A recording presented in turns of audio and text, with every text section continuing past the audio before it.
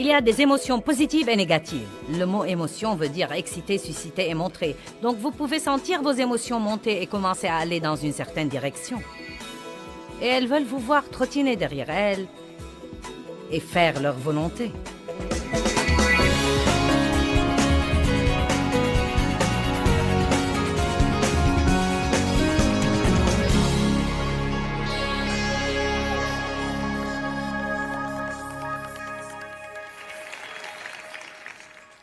Je veux vous parler ce matin simplement, mais profondément de l'importance d'être stable.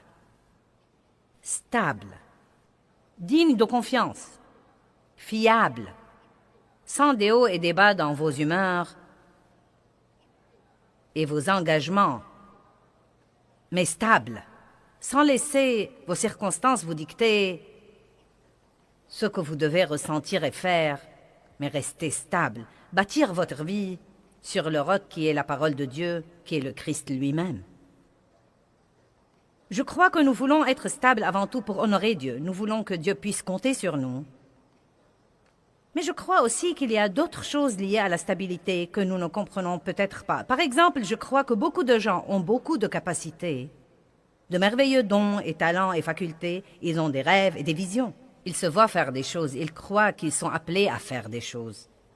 Et pourtant, Dieu ne peut pas les leur confier. Maintenant, écoutez-moi. Dieu ne peut pas donner ses capacités, car ces personnes n'ont pas de stabilité. Plus nous sommes stables, plus Dieu peut nous permettre d'utiliser les capacités qu'il nous a données. Vous voyez, quand j'ai commencé mon ministère il y a 30 ans et quelques, je donnais des études de la Bible à la maison. Pendant 5 ans à environ 25 ou peut-être 30 personnes les mardis soirs. Et j'avais un appel sur ma vie pour faire ce que je fais maintenant. Mais Dieu ne m'a pas autorisé à l'époque d'utiliser tout le potentiel de cette capacité, car je n'avais pas la maturité spirituelle qui va avec elle. Et vous devez comprendre que vous risquez de faire du mal au même nombre de personnes que vous pouvez aider. C'est très important pour les autres que nous menons, que nous vivions la vie que nous disons que nous représentons. C'est très important, comme parents, que vous soyez stables devant vos enfants. Ils ne doivent pas vous voir malhonnête dans ce que vous dites ou faites. Les enfants voient les trucs. S'ils vous voient prendre un engagement et ne pas le tenir, s'ils vous entendent décrocher le téléphone et demander à quelqu'un, quand vous répondez au téléphone, dis-leur que je ne suis pas là, ils entendent ça, ils le voient. Ils savent quand vous êtes émotif et quand vous êtes radical. Ce n'est pas que nous devons être parfaits devant nos enfants tout le temps, bonté divine. Nous avons tous des sentiments et nous agirons parfois en conséquence. Mais malgré cela, nous devons nous améliorer tout le temps dans la gestion de nos sentiments et nos émotions au lieu de les laisser nous gérer. Non seulement par égard pour les gens qui nous entourent et que nos dons soient libérés, mais encore pour notre propre joie. Je n'aurai pas de joie si je ne peux pas me fier à moi. Je me rappelle ces jours-là où je ne savais jamais comment j'allais être d'un jour à l'autre. Et je n'aimais pas ça, parce que mes circonstances à l'époque me dictaient tout, et c'était une malheureuse façon de vivre. Et c'est tellement malheureux pour les gens qui essayent de vivre avec vous et qui sont liés à vous. Mon père était un homme lunatique, d'humeur très instable, et on ne savait jamais ce qu'il allait faire d'une minute à l'autre. Et tout ce que je me rappelle en grandissant était la peur. Ma mère vivait dans la peur. Et je suis si contente d'avoir épousé un homme vraiment stable. Entre toutes les choses que Dave a apportées dans ma vie, il m'a appris la valeur de la stabilité. Non mais croyez-moi, cet homme est vraiment comme un roc. Je me souviens que j'étais une femme très lunatique à cette époque-là, au tout début de notre mariage. Et Dave me disait, après m'être un peu améliorée, il me disait, je me souviens quand je rentrais au travail le soir, c'est triste, il me disait, je me souviens que je roulais sur l'autoroute et je me disais, comment elle va être ce soir quand j'arriverai? Vous savez, ce n'est pas très amusant de vivre avec quelqu'un comme ça. Vous devez tout d'abord arrêter de trouver des excuses. Je n'y peux rien, je suis une personne émotionnelle. Eh bien, si tu supportais ce que je supporte, tu piquerais aussi des colères. Eh bien, je n'y peux rien, je ne peux vraiment pas me contrôler. Dieu ne nous demande jamais de faire quelque chose que nous ne pouvons pas faire. Mais nous ne ferons rien si on ne voit pas vraiment son importance. Est-ce que quelqu'un se rend vraiment compte de l'importance de devenir des individus vraiment stables? Vous comprenez? Amen. Tant de gens disent qu'ils veulent être promus, mais vous savez, à chaque nouveau niveau, vous allez faire face à un nouveau diable.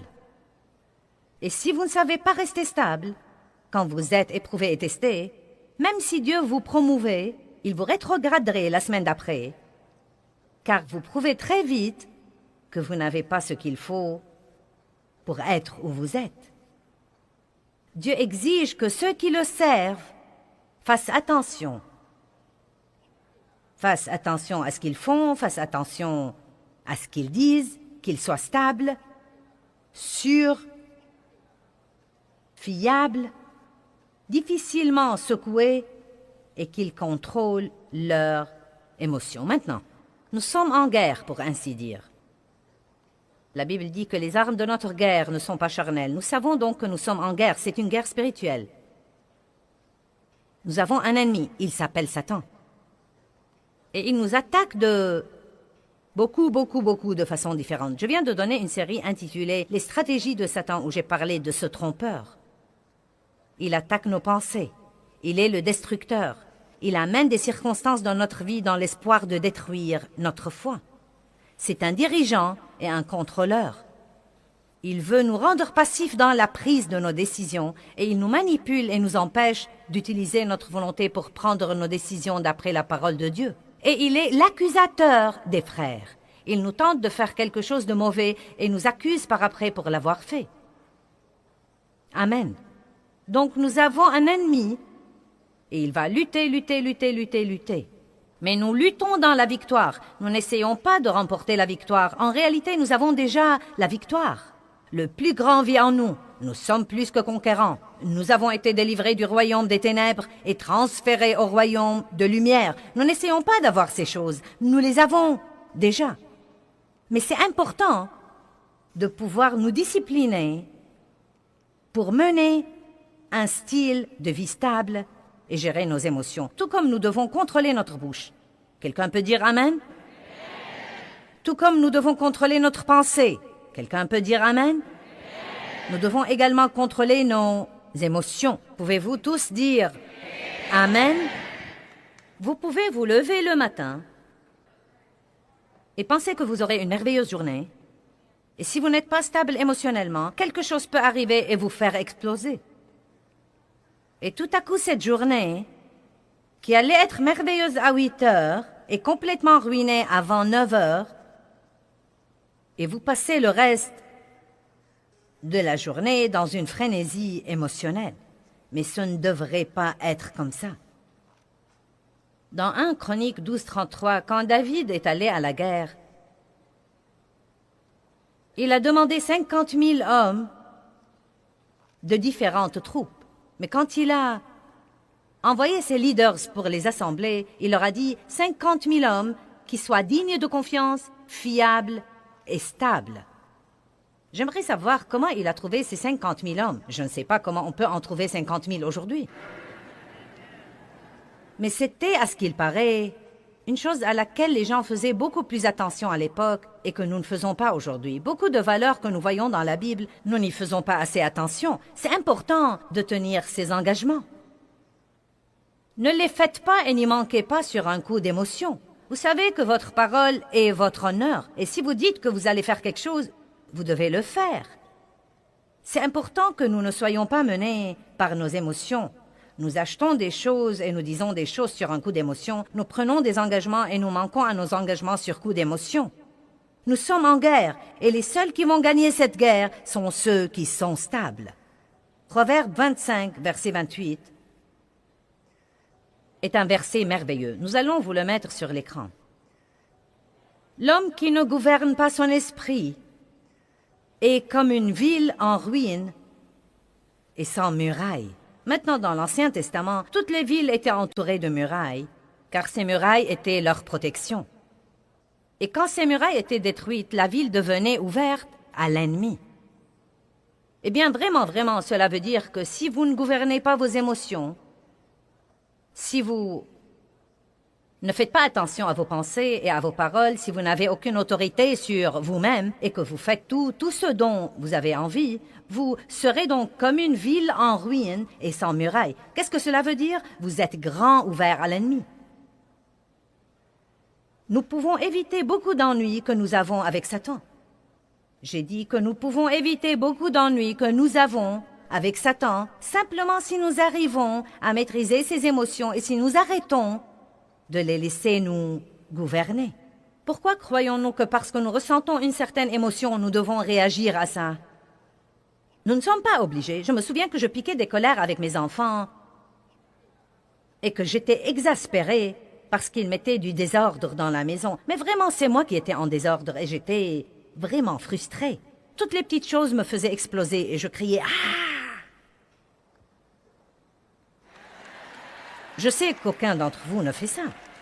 Mais peut-être qu'il y a quelqu'un qui nous regarde à la télé qui a besoin d'écouter ça.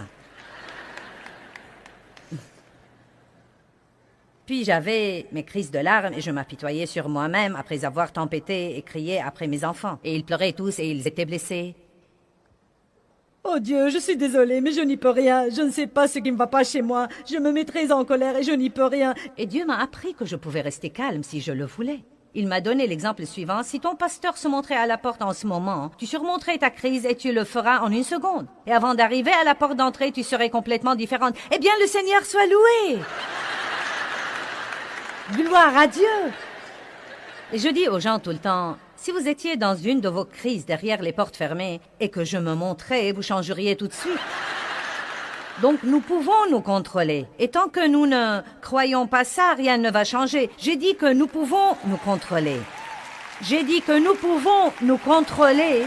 Et tant que nous ne croyons pas ça, rien ne va changer. Pourquoi, d'après vous, nous devons nous contrôler devant quelqu'un que nous voulons impressionner? Mais à la maison, derrière les portes fermées, et avec les personnes que nous devons traiter le mieux et nouer les meilleures relations avec, nous agissons comme une personne différente. Parce que nous croyons que ces personnes doivent nous supporter. Vous devez honorer vos familles. Vous devez honorer les personnes envers lesquelles vous êtes engagés. Philippiens 1, 28.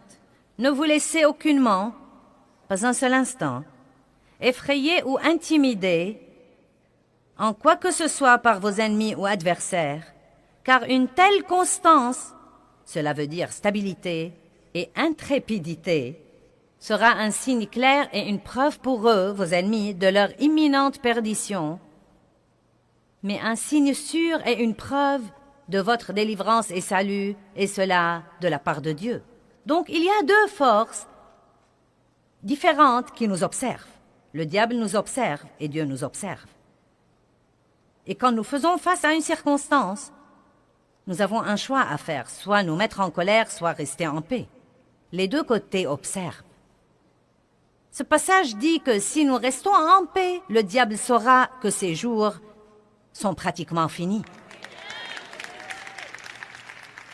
Vous voyez, il vous provoque pour vous exaspérer, mais s'il ne peut pas vous exaspérer, il ira déranger quelqu'un d'autre qu'il pourra exaspérer.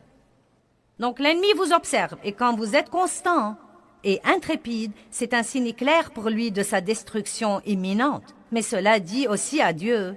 Il dit à Dieu que vous vous fiez à lui. Nous avons beau dire que nous nous fions à Dieu, mais si nous sommes exaspérés tout le temps, c'est que nous ne nous fions pas à Dieu. Mais quand il voit que nous nous fions à lui, c'est un signe clair pour lui que c'est l'heure de notre délivrance. Regardons le verset 29. Philippiens 1, 29. Parce qu'à vous le privilège a été donné par rapport à Christ, non seulement de croire en lui, d'adhérer à lui, de compter sur lui, de vous fier à lui, mais encore de souffrir pour lui. Oh là, oh là, oh là, oh là, attends une minute, Sir Joyce. Non, je ne veux pas parler de ce mot souffrance. Bien des fois, je ne lis que Philippiens 1, 28 quand je prêche ceci, et Dave me dit toujours par après, tu aurais dû lire le verset 29 aussi. Donc je ne veux pas entendre une réprimande quand je finis. Donc j'ai lu le verset 29. Et voilà l'essentiel. Si nous restons stables, c'est vraiment la vérité. Si nous restons stables, en attendant notre délivrance, notre chair va souffrir parce Parce qu'il y a une partie de nous qui veut vraiment faire quelque chose. Nous voulons dire quelque chose. Nous voulons avoir cette petite crise de colère. Nous voulons que les autres sachent que nous n'allons pas supporter ça. Et tant que vous vous occupez de vous-même, Dieu reculera et dira « Fais-moi savoir quand tu auras fini. » Mais si nous pouvons rester en paix et dire « Dieu, je crois que tu travailles en ce moment. Bien que je ne vois pas encore un changement, je crois que tu travailles. » Vous avez le privilège non seulement de croire en Christ, mais encore d'endurer un peu de souffrance en attendant sa délivrance, car c'est ces moments difficiles qui nous font grandir spirituellement. Le jour où vous restez ferme et vous restez stable, bien que vous n'ayez pas eu votre exaucement, vous grandissez spirituellement en ce jour-là. Amen. Je sais que nous voulons notre exaucement, mais sachez que vous croissez dans les moments difficiles et non pas dans les moments faciles. Dans les bons moments, vous jouissez de la croissance acquise. Dans les moments difficiles. Il y a des émotions positives et négatives. Le mot émotion veut dire exciter, susciter et se montrer. Donc vous pouvez sentir vos émotions monter et commencer à aller dans une certaine direction. Et elles veulent vous voir trottiner derrière elles et faire leur volonté. Vous pouvez apprendre à reconnaître ces émotions. Et quand elles commencent à monter, vous pouvez littéralement leur dire non et les réprimer. Vous allez sûrement les ressentir, mais vous ne devez pas du tout leur obéir. Est-ce que quelqu'un croit-il ce que je dis? La colère est une des émotions négatives les plus fortes. Nous sommes d'accord là-dessus. La colère est une émotion négative très forte. Et vous pouvez avoir 50 occasions par semaine pour être offensé et vous mettre en colère. Mais il ne faut pas rester comme ça. Vous pouvez soit vous offenser, soit non. L'excitation est une des émotions positives. Nous aimons tous être excités. Il n'y a pas de mal à être excité, mais il y a une chose à laquelle vous n'avez peut-être jamais pensé. L'excitation extrême. L'excitation, qui n'est pas encore disciplinée, peut vous pousser parfois à penser à des décisions et même vous pousser à prendre des décisions d'après cette excitation qui peuvent vous causer beaucoup de problèmes par après. Car si nous prenons des décisions sur un coup d'excitation, qu'allons-nous faire quand nous ne sommes plus excités? Car vous n'allez pas garder ce niveau d'excitation. Maintenant, je sais ça. Je le crois. J'essaie de vivre en conséquence. Mais il y a 2 semaines environ, je me suis emballée pour quelque chose. Et je me suis laissée trop emballer. Et j'ai commencé à prendre des décisions qui n'étaient pas pleines de bon sens. Et la chose que je faisais était une bonne chose et c'était une chose de Dieu. J'essayais d'aider quelqu'un. J'aime beaucoup aider les autres. Et je ne dis pas ça pour me vanter car j'ai passé beaucoup d'années à ne vouloir aider personne à part moi-même. Donc Dieu m'a certainement changé. Et je peux dire qu'une de mes plus grandes joies vient d'aider les autres. Je m'en réjouis vraiment, je m'en réjouis. Je me sens tout excitée quand je peux rendre quelqu'un heureux. Je me réjouis quand je peux mettre un sourire sur les lèvres de quelqu'un. J'aime faire que les choses se produisent pour les gens qui les veulent et qui n'ont peut-être aucun moyen de les avoir, à moins que quelqu'un d'autre ne les aide. J'aime permettre à Dieu de rendre les gens heureux à travers moi. Et je sais que beaucoup d'entre vous aiment ça aussi. C'est une chose merveilleuse. Donc, j'aime aider les gens et cette personne que j'essayais d'aider était quelqu'un que j'aime vraiment de toute façon. C'est un de mes 4 enfants et donc j'ai vraiment exagéré. Et donc, j'étais toute excitée au sujet de l'aider. Non, mais je passais tout mon temps à élaborer cette chose et à faire tout mon possible pour qu'elle se produise d'une façon ou d'une autre. En un mot, l'essentiel, c'est que je ne prenais pas le repos qu'il me fallait. Je fonctionnais à un niveau émotionnel tellement haut pendant tant de jours que j'ai senti que j'appuyais à fond sur l'accélérateur. Et quand je m'allongeais la nuit pour dormir, je ne pouvais pas dormir. J'ai donc passé plusieurs nuits de 5 ou 6 heures de sommeil et ça ne marche vraiment pas pour moi. Non, mais j'ai appris il y a 4 ou 5 ans environ, quand j'ai commencé à vieillir de quelques années, je ne suis pas vieille dans mon cœur, mais je prends tout simplement de l'âge. Je ne suis pas vieille, mais j'ajoute des années à ma vie. Et je me suis rendu compte que je devais faire les choses différemment si je voulais vraiment faire ce que je fais. Car quand je travaille très dur. Dieu me donne la grâce de faire ça. Je crois personnellement que Dieu nous couvre quand nous travaillons pour faire sa volonté. Mais je ne crois pas qu'il nous couvre quand nous faisons quelque chose d'insensé. Donc je le sais de Dieu. Dieu m'a donné un plan pour ma vie et ma santé. Je sais que je dois faire de l'exercice et je dois manger comme il faut. Je sais que je dois boire beaucoup d'eau. Je sais que j'ai besoin de beaucoup de repos. Et je sais que je dois rester équilibré en travaillant et aussi en m'amusant. Et je sais que chaque fois que je ne fais pas ça, j'ouvre une porte au diable. La Bible dit dans 1 Pierre 5, « Soyez bien équilibrés, car votre adversaire le diable rôde comme un lion rugissant, avec une faim féroce, cherchant qui il saisira et dévorera. » Donc quand nous perdons cet équilibre, nous ouvrons une porte à l'ennemi. Le point essentiel, c'est que même si vous faites une bonne chose, si vous la faites sur un coup d'émotion, vous pouvez toujours vous attirer des ennuis. Est-ce que quelqu'un comprend ce que je dis? Donc, ce n'est pas seulement les mauvaises émotions qui peuvent nous attirer des ennuis, mais aussi les bonnes émotions non contrôlées peuvent nous attirer des ennuis. Eh bien, Pierre était un homme facilement secoué. Et pourtant, Dieu a fini par utiliser Pierre d'une façon puissante. Donc, la bonne nouvelle, c'est que, alléluia, nous pouvons changer. N'est-ce pas une bonne nouvelle? Donc, même si vous avez tendance à avoir beaucoup d'émotions, si vous avez tendance à avoir beaucoup de hauts et de bas, si vous avez beaucoup de mauvaises habitudes sur ce plan, si vous avez laissé vos émotions vous gouverner et vous contrôler, aujourd'hui est le jour de prise de décision.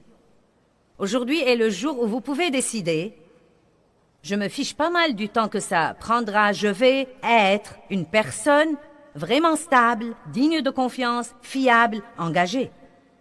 Je ne vais pas laisser mes émotions et mes sentiments me gérer. Je vais moi-même les gérer. Regardons Matthieu 16, à partir du verset 13. Jésus étant arrivé dans le territoire de Césarée de Philippe, demanda à ses disciples, « Qui dit-on que je suis, moi, le Fils de l'homme » Ils répondirent, « Eh bien, les uns disent que tu es Jean-Baptiste, les autres Élie, les autres Jérémie, ou l'un des prophètes. » Et vous, leur dit-il, qui dites-vous que je suis?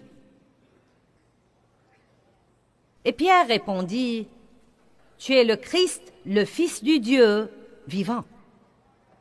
Jésus, reprenant la parole, lui dit, tu es béni, heureux et envié, Simon, fils de Jonas, car ce ne sont pas la chair et le sang, les hommes, qui t'ont révélé cela, mais c'est mon Père qui est dans les cieux. En ce moment, Pierre parlait d'une révélation de cœur que Dieu lui avait donné. Tu es le Christ, le Fils du Dieu vivant. Je crois que tu es qui tu dis que tu es. Maintenant, mettons le verset suivant là-haut. Et moi, je te dis que tu es Pierre.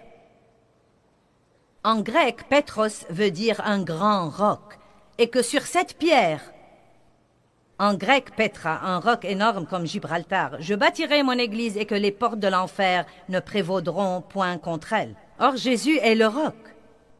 Et comme croyant en lui, nous devenons des pièces de ce roc.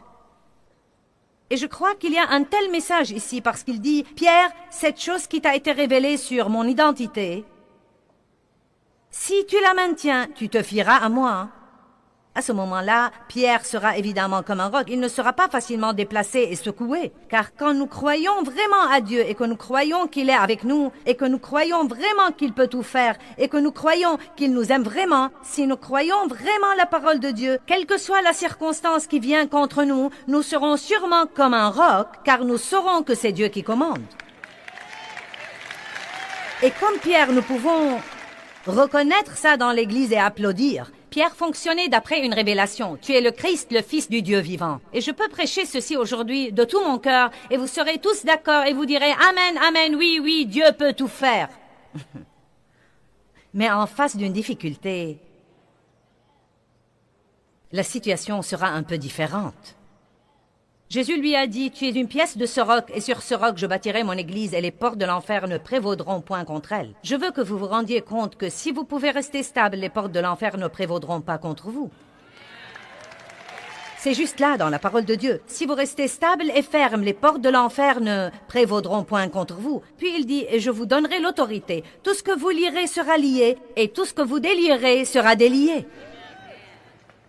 Du point de vue de la stabilité, nous avons le pouvoir et l'autorité sur le diable. C'est pourquoi c'est si important tous les jours de chausser la paix. C'est le seul moyen dont vous pouvez vaincre le diable. Si vous n'avez pas la paix, vous n'aurez aucune puissance. Amen. Proverbe 25, verset 28 dit « L'homme qui ne gouverne pas son esprit ressemble à une ville qui est en ruine, une ville sans murailles. » Cela veut dire que nous sommes sans protection. Je ne crois pas que nous puissions imaginer, sans des études minutieuses sur ce plan, à quel point c'est important d'être stable dans toutes les situations.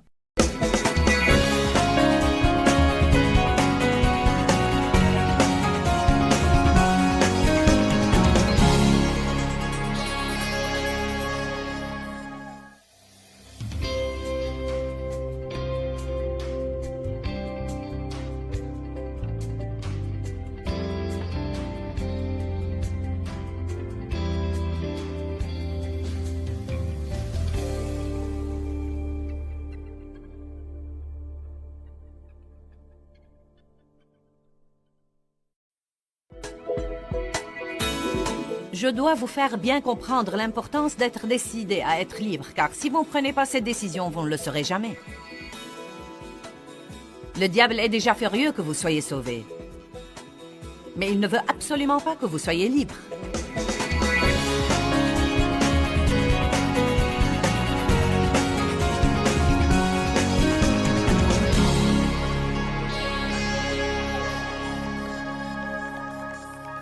Donc, je veux vous encourager ce matin à ne pas relâcher vos efforts pour vous débarrasser de vos bagages. En d'autres termes, vous devez prendre la décision d'avoir ce que Jésus est mort sur la croix pour que vous ayez. De ne pas vous contenter d'un pis-aller, de ne pas vous enliser dans un moment qui date de 10 ou de 15 ans quelque part dans votre passé et de le laisser vous accompagner dans votre avenir et vous en priver. Mais si vous voulez être libre, vous devriez vous rendre compte qu'il faut coopérer avec le Saint-Esprit et être très décidé que vous n'allez absolument pas vivre dans l'esclavage. Combien d'entre vous sont bien décidés à ne pas vivre dans l'esclavage? Vous ne m'avez pas l'air très décidé.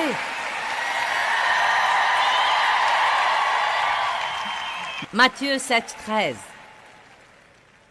Vous savez, j'étais un vrai gâchis quand je suis entrée en relation sérieuse avec Dieu et j'étais chrétienne depuis longtemps, mais je n'étais pas une chrétienne sérieuse. Et vous savez, il y a une différence. J'étais une chrétienne pratiquante, mais pas une chrétienne qui laissait Dieu s'occuper d'elle dans sa vie de tous les jours.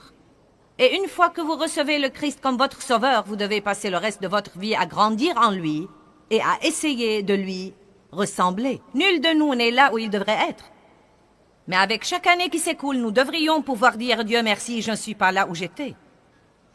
Je suis en route, je suis bien, je fais mon chemin, je ne suis pas arrivé, mais je ne vais pas regarder en arrière, je vais regarder en avant. » Eh bien, quand Dieu a commencé à s'occuper de moi, j'ai senti, comme beaucoup d'entre vous, que j'étais la seule au monde dont il s'occupait. Ça vous arrive parfois? Non, mais pourquoi moi? Pourquoi moi? Vous savez, ou tu ne t'occupes pas des autres comme tu t'occupes de moi. Et donc, c'était précisément le jour du Nouvel An, et je lisais Matthieu chapitre 7, versets 13 et 14, que vous connaissez probablement bien, et j'avais plutôt un esprit ronchon en moi. Ça vous arrive d'avoir un esprit ronchon quand vous priez? Vous ronchonnez auprès de Dieu? Et donc, Jésus dit, « Entrez par la porte étroite, car large est la porte, et spacieux et vaste est le chemin qui mène à la perdition, et il y en a beaucoup qui entrent par là. Mais étroite est la porte, rétrécie par la pression, et resserrée et rétrécie est le chemin qui mène à la vie, et il y en a peu qui les trouvent. » Donc il dit qu'il y a deux chemins que nous pouvons emprunter, soit le chemin spacieux où il fait bon se promener, où il y a beaucoup de place, où il y a beaucoup de monde aussi, soit le chemin étroit qui est rétréci par les pressions de la vie. Et il dit, il y en a peu qui le trouvent. Maintenant, le chemin spacieux mène à la perdition. Et le chemin étroit mène à la vie. En d'autres termes, si vous faites ce qui est facile maintenant, vous allez manquer la véritable vie que Dieu vous a réservée. Et je ne parle pas de mourir et d'aller au ciel. Non, mais j'ai rencontré beaucoup de difficultés pendant ces 30 dernières années avant d'être ce que je suis. Mais je jouis maintenant d'une telle liberté dans ma vie et je peux vous dire que la plupart des gros problèmes que j'ai traités il y a 32 ans quand j'ai été rempli de l'esprit et que j'ai commencé une marche sérieuse avec Dieu, la plupart de ces problèmes n'existent plus maintenant, du moins pas sérieusement. Je portais un sac de culpabilité tout le temps. Je me sentais coupable si je ne me sentais pas coupable. Je me souviens de l'époque où j'ai commencé à me libérer de la culpabilité. Puis un jour, je me suis sentie coupable car je ne me sentais pas coupable. Je ne me sentais pas bien si je ne me sentais pas mal. En êtes-vous jamais arrivé là? Vous ne vous sentez pas bien si vous ne vous sentez pas mal. Et j'étais furieuse. J'étais pleine d'amertume, de ressentiment, de non-pardon. Non mais vraiment, je me souviens que j'étais probablement plus souvent en colère que je n'étais paisible. J'étais en fait en colère ou fâchée à cause de quelque chose, plus que je ne marchais dans l'amour. Et donc, je portais tout ce rebut avec moi. J'avais toujours en moi une racine de rejet à cause des abus sexuels de mon enfance. Et j'allais à l'église en portant tous mes bagages. Je fonctionnais dans la société en portant tous mes bagages. Et ce que j'avais en fait était un dysfonctionnement fonctionnel. En d'autres termes, nous sommes si habitués à notre dysfonctionnement que nous apprenons à fonctionner avec. Et donc nous décidons, eh bien, c'est tout ce que je peux avoir. Un pis-aller pour moi. Toutes ces choses me sont arrivées et je ne pourrai jamais être ce que j'aurais dû être. Je ne pourrai jamais avoir la vie que j'aurais dû avoir. Et c'est en réalité une grave erreur, car vous portez cette petite racine de ressentiment. Eh bien, si ceci ne m'était pas arrivé, j'aurais pu. Et si vous aviez fait ceci, j'aurais pu. Et si cela ne m'était pas arrivé, j'aurais pu. Si j'étais allé à l'université, si je n'avais pas été abusé, si j'avais eu plus d'argent, si mes parents m'avaient aimé un peu plus, si. Et tout ça, c'est un tas de mensonges du diable. Mais si vous vous accordez avec les mensonges du diable, vous aurez ce qu'il vous dit que vous aurez.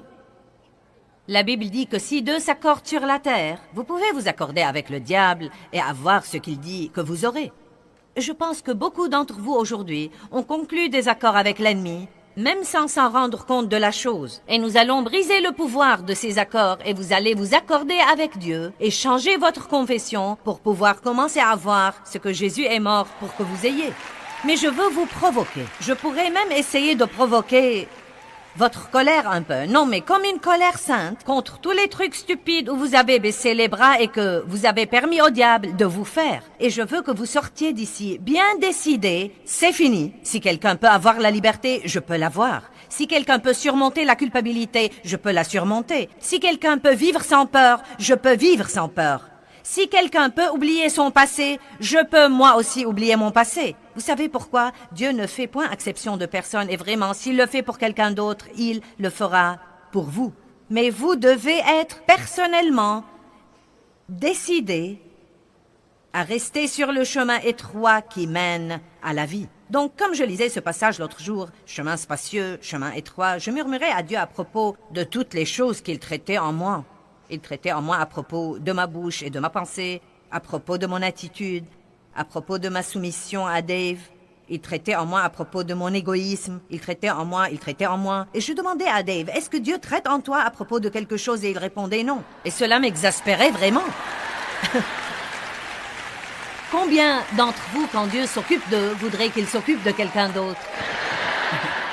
N'est-ce pas exaspérant quand vous avez l'impression qu'il ne s'occupe que de vous? Et donc, j'ai dit au Seigneur, je lui ai dit, « Eh bien, Seigneur, on dirait vraiment que mon chemin se rétrécit de plus en plus au fil des années. »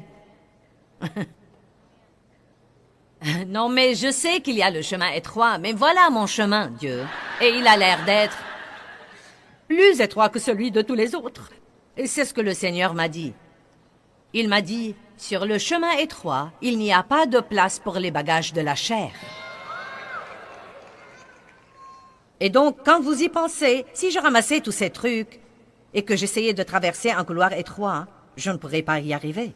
Donc, si vous voulez rester sur ce chemin étroit qui va vous mener à une vie merveilleuse de liberté et de joie, non mais et de paix quand il n'y a aucune raison d'être paisible, et de joie quand il n'y a aucune raison d'être joyeux. J'ai fait un petit voyage avec ma fille la semaine dernière. Et c'est la première fois que je fais quelque chose comme ça. Je n'ai rien pris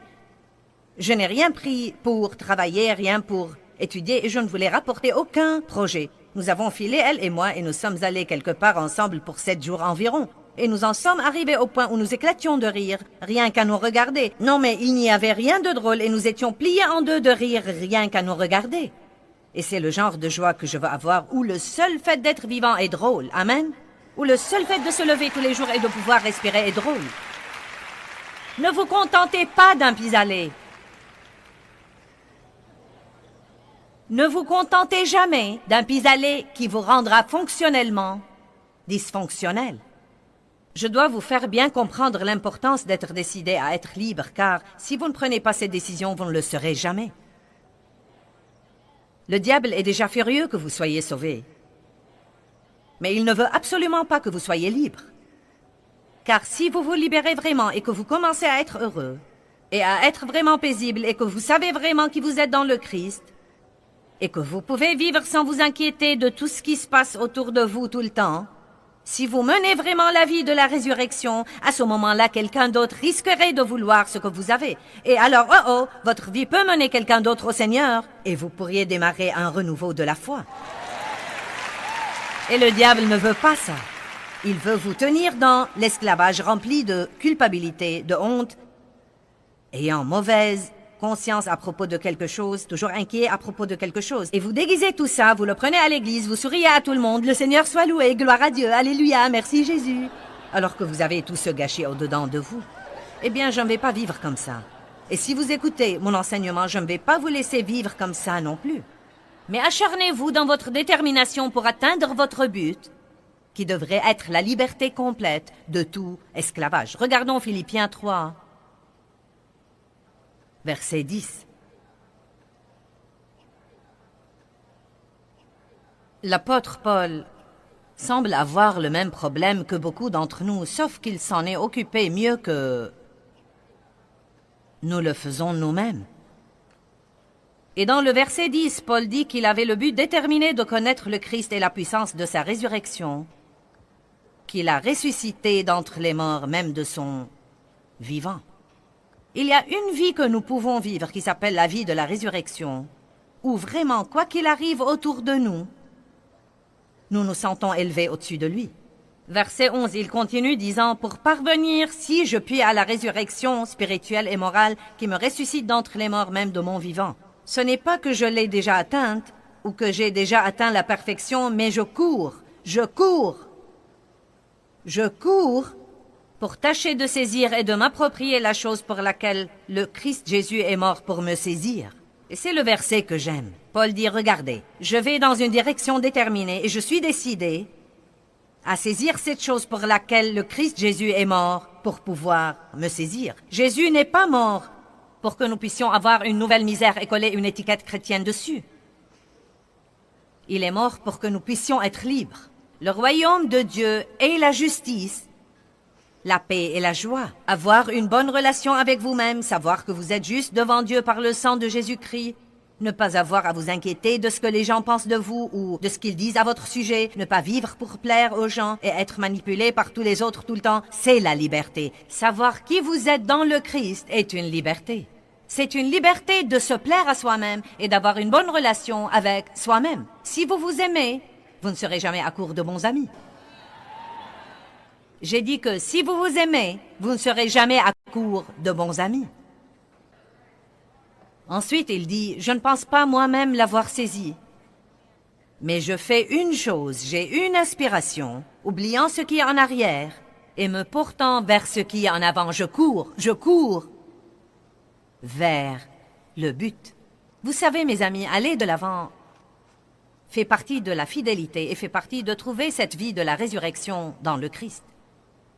Paul n'a pas dit « chacune de ces déceptions que j'ai eues et chacune de ces choses que j'ai endurées, je les ai emballées dans mes sacs et je les porte avec moi de peur de les oublier. » Il n'a pas dit « avec chaque erreur que je fais, je mets un peu de culpabilité dans mon sac et je le porte avec moi pour que je me rappelle quel misérable j'étais. » Il n'a pas dit « chaque fois que je faisais une erreur et que je gaffais, je craignais de faire une autre erreur à tel point que la peur m'a presque complètement contrôlé. » Non, Paul a dit « toutes les choses qui sont des déceptions, toutes les choses qui pourraient me rabaisser, Je suis bien décidée à les oublier et à aller de l'avant. Vous savez pourquoi? Si vous portez tous ces bagages avec vous, vous n'aurez aucune force pour aller de l'avant.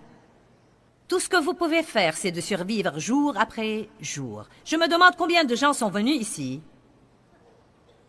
ce week-end pour ces 3 jours et qui se sentent pratiquement complètement épuisés et peut-être même qu'ils ont dit à Dieu, si tu ne me parles pas ce week-end, je ne crois pas que je peux continuer. Car vraiment, vous aimez Dieu, mais vous survivez jour après jour en essayant littéralement de venir à bout de chaque jour. Et je suis là pour vous annoncer que vous n'avez pas à vivre comme ça. Vous n'avez pas à venir à bout de chaque jour. Vous pouvez attendre le jour avec impatience et le lendemain avec impatience et vous pouvez attendre l'avenir avec impatience. Et vous n'avez pas à regarder en arrière sauf pour apprendre de vos erreurs. J'ai une nouvelle attitude en ce qui concerne les choses qui ne marchent pas. Je n'ai pas peur d'essayer de nouvelles choses car je me dis que si ça ne marche pas, j'apprendrai au moins que ça ne marche pas et que je ne devrais plus l'essayer. Ne menez pas votre vie dans la peur. S'acharner veut dire ne manifester aucune diminution d'intensité ou de force. S'acharner, c'est la détermination de ne jamais, jamais, jamais abandonner. Si vous sentez d'une façon ou d'une autre que vous en êtes à un point dans votre vie où vous avez manqué le meilleur de Dieu pour vous, la dernière chose au monde que vous devez faire, c'est de vous adapter et de vous contenter d'un pis-aller, car Dieu est le Dieu de la 2e chance et de la 3e chance, et des nouveaux commencements. Croyez-moi, il s'intéresse aux nouvelles choses. Nouvelle alliance, nouveau jour, nouveau ciel, nouvelle terre, nouvelle nature, nouvelle vie. Dieu a toujours quelque chose de nouveau à nous donner et nous nous cramponnons toujours au vieux rebut. Vous devez briser le pouvoir des mauvais accords par la prière et la proclamation. Je veux que vous commenciez à vous rendre compte que tout est disponible pour vous dans le Christ et à quel point l'ennemi vous a menti. Et je veux que vous commenciez à dire à haute voix, je brise le pouvoir de ces mensonges. Je ne m'accorde plus avec toi, diable, comme quoi j'aurai un pis-aller. Je ne m'accorde plus avec toi comme quoi je n'aurai jamais assez d'argent. Je ne m'accorde plus avec toi comme quoi je perdrai mes enfants au profit du monde. Je ne m'accorde plus avec toi, je brise le pouvoir de mes accords avec toi. Et je déclare que Dieu est avec moi et qu'il travaille dans ma vie. Et je déclare que j'aurai le meilleur que Dieu a à offrir dans la vie. Si quelqu'un d'autre peut l'avoir, je pourrai l'avoir. Vous savez, David était roi, psalmiste et roi. Un homme dont la Bible dit qu'il était selon le cœur de Dieu. Et pourtant, il a commis un terrible péché. Il a commis l'adultère avec Bathsheba et elle est tombée enceinte, puis il a tué son mari afin de dissimuler son péché et son crime. Et ça allait de mal en pis. Et en fait, il a ignoré cette situation pendant toute une année. Je ne peux même pas imaginer les bagages lourds qu'il portait constamment au-dedans de lui-même. Mais je veux vous lire du psaume 51:10 et je veux vous montrer ce que David a dit à propos de son esprit après sa repentance.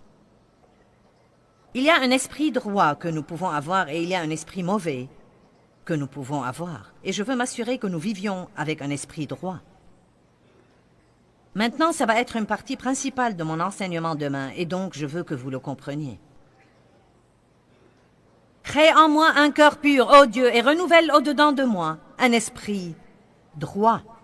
Écoutez ce que dit la Bible amplifiée. Elle dit « Renouvelle un esprit droit, persévérant et ferme au-dedans de moi. » Donc pour moi, ce que David dit là, c'est qu'il a passé cette année-là dans un gâchis en portant tous ses bagages au-dedans de lui et en essayant d'ignorer son péché. Je ne peux même pas imaginer la misère qu'il ressentait.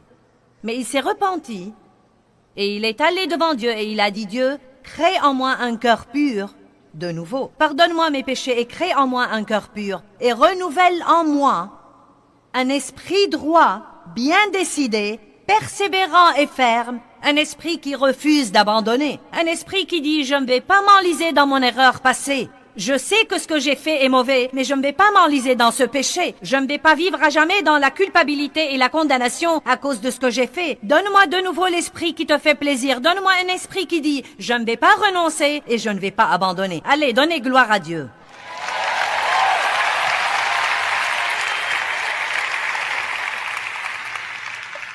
Maintenant, je veux que vous m'écoutiez. Il n'y a pas une seule chose que je puisse faire pour vous aider.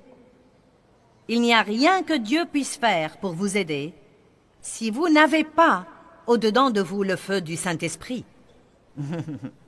Allez, j'ai dit que vous devez avoir au-dedans de vous le feu du Saint-Esprit et c'est vous personnellement qui devez déclarer sur votre vie « Je ne vais pas vivre de cette façon ». Est-ce que tu m'entends, diable? Je ne vais pas vivre de cette façon. Est-ce que vous m'entendez, démon? Je ne vais pas vivre de cette façon. J'aurai le meilleur que Jésus est mort sur la croix pour me donner. Moi, je l'aurai au nom de Jésus. Et aucun diable ne pourra me l'enlever. Ne passez pas votre vie à ne rien faire et à écouter le témoignage merveilleux de quelqu'un d'autre. Vous avez votre propre témoignage. Vous avez un témoignage qui n'a pas besoin de 50 ans de suivi. Prenez conseil si vous en avez besoin et allez de l'avant. Et ayez une vie. Ne restez pas toutes les semaines dans un groupe où chacun pleure sur l'épaule de l'autre au sujet du passé. Amen. Et je n'ai rien contre l'aide psychosociale.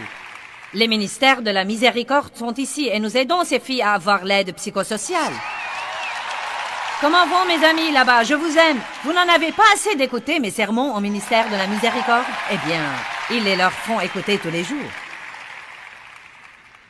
Ayez de l'aide psychosociale. Mais vous savez ce que j'aime? Beaucoup de ces filles passent leur diplôme, puis deviennent des conseillères, ou travaillent dans les ministères, ou vont quelque part dans le but d'aider les autres. Et je crois que Dieu a un plan pour nous. Et il me l'a dit un jour en 3 mots, 3 mots. Eh bien, 3 sections: blessées, guéries et prêtes à aider. Et je crois que c'est ce que veut Dieu. Il ne veut pas que nous soyons blessés, mais quand nous le sommes, il dit « je vous guérirai ». Mais il ne veut pas que nous nous arrêtions là à nous réjouir de notre guérison.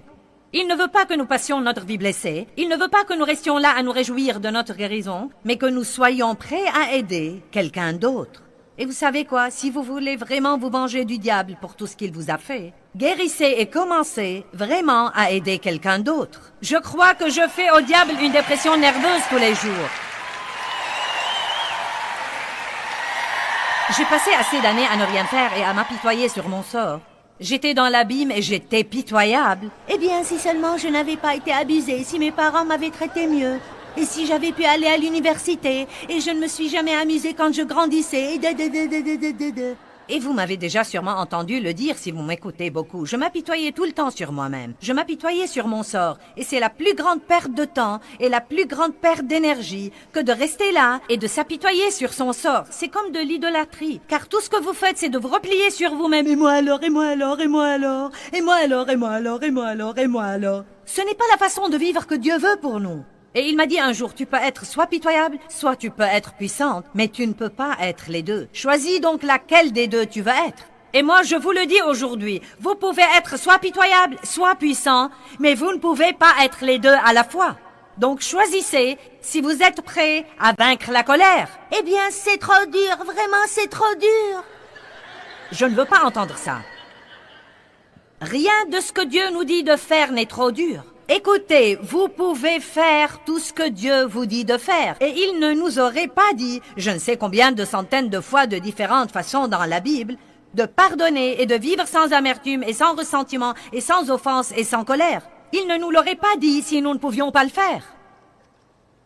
Vous pouvez faire tout ce que vous devez faire par le Christ qui vous fortifie. Mais ça ne va pas se produire juste parce que vous le souhaitez. Ça ne va pas se produire juste parce que vous achetez une bande et que vous soulignez votre Bible. Il faut que vous mettiez tous les principes en pratique dans votre vie. Vous devez avoir au-dedans de vous le feu du Saint-Esprit. Et vous devez dire, je n'abandonnerai jamais, quoi qu'il arrive. Mon feu ne va pas vous libérer. Vous devez avoir au-dedans de vous le feu du Saint-Esprit.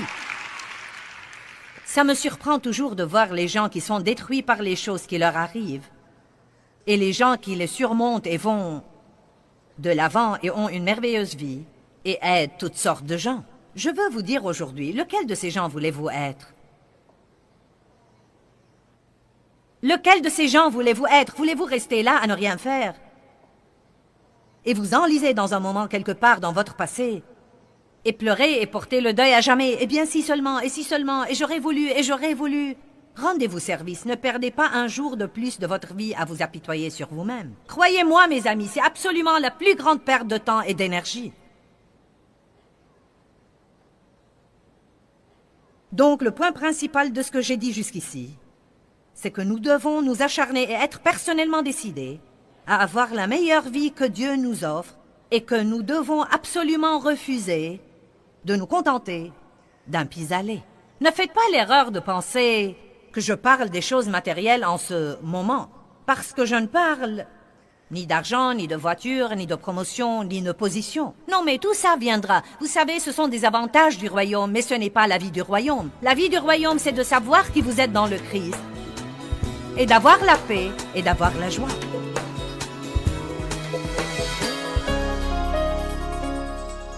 Eh bien, la bonne nouvelle, c'est que votre passé ne doit pas du tout déterminer votre avenir. Ça dépend vraiment de vous. Vous avez un choix à faire. Jean chapitre 10, verset 10 dit « Le voleur ne vient que pour voler et tuer et détruire. » Mais Jésus dit « Moi je suis venu afin que vous ayez la vie et que vous l'ayez en abondance. Une vie pleine jusqu'à débordement. » Satan a un plan pour nous et Dieu a un plan pour nous. J'ai décidé de choisir le plan de Dieu et je crois aussi que vous allez faire la même chose.